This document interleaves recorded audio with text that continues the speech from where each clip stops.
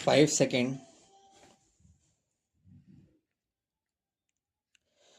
I am glad that the government is thinking in terms of the small growers. By all means, give them representation, but let not an attempt be made as though the bigger growers are not looking after the interests of the small growers, because that is far from the truth. If the coffee board has achieved one grand result, it is to rehabilitate and help the small growers. So far as the question of payment from the pool is concerned, the small grower gets the full amount due according to the costing the moment he delivers the coffee.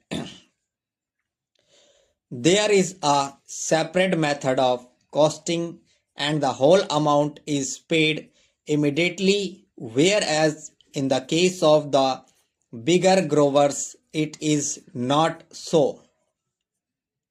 Payments are made as and when coffee is sold in the market and abroad. Supposing this aid was not there for the small grower, what would have happened? He would have had to make distress sales. He would have had to take whatever the market was able to offer, and he would not have had the benefit of export prices, which rule as much as 100% over and above the home prices. The price of coffee abroad is twice as much as it is in India. The small grower would not have had the ghost of a chance of getting higher price by the sale of coffee to foreign countries.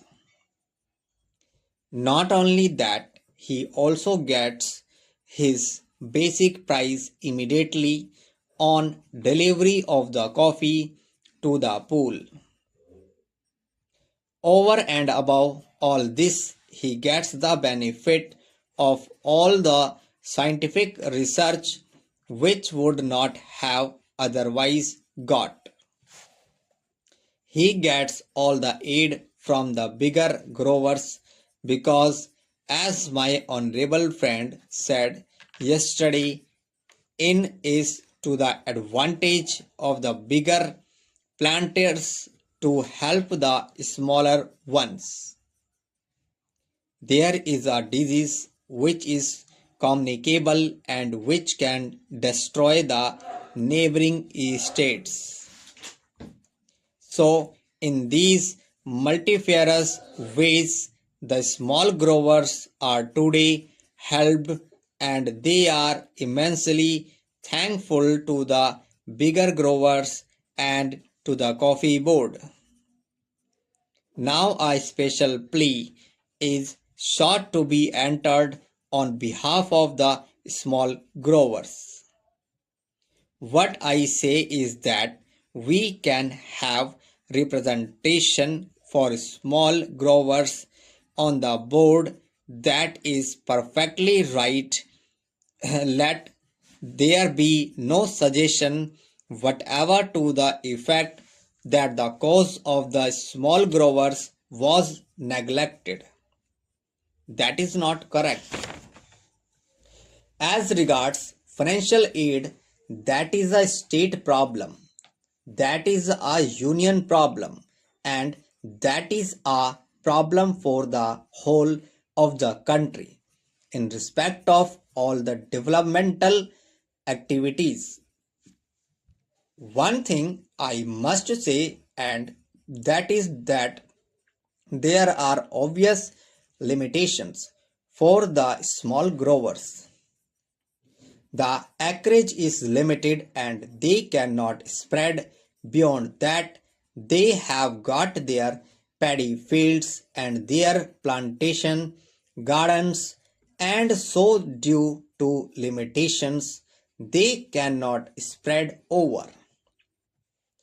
Any development of coffee means a large acreage that is not available to small growers.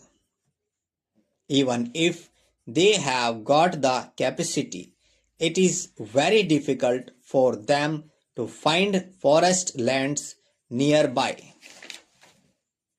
It is not easily possible for any man to go over 50 miles and then take up a jungle.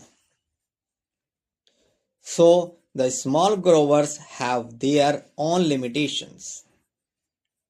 I am not going into that, but what I do say is that this idea, introduced for the first time here in the parliament, that the interests of the small growers have got to be especially protected, is, I submit, a policy which will create a difference between the bigger grower and the smaller grower.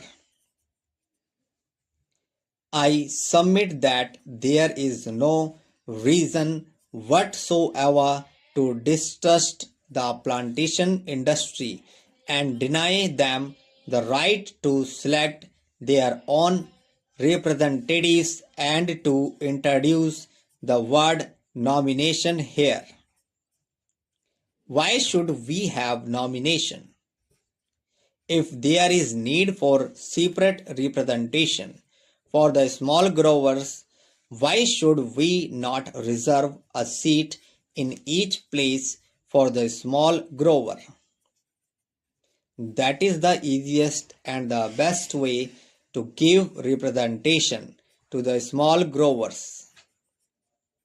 This can easily be done, and therefore I submit that the words "or nominated" may kindly be deleted from the bill.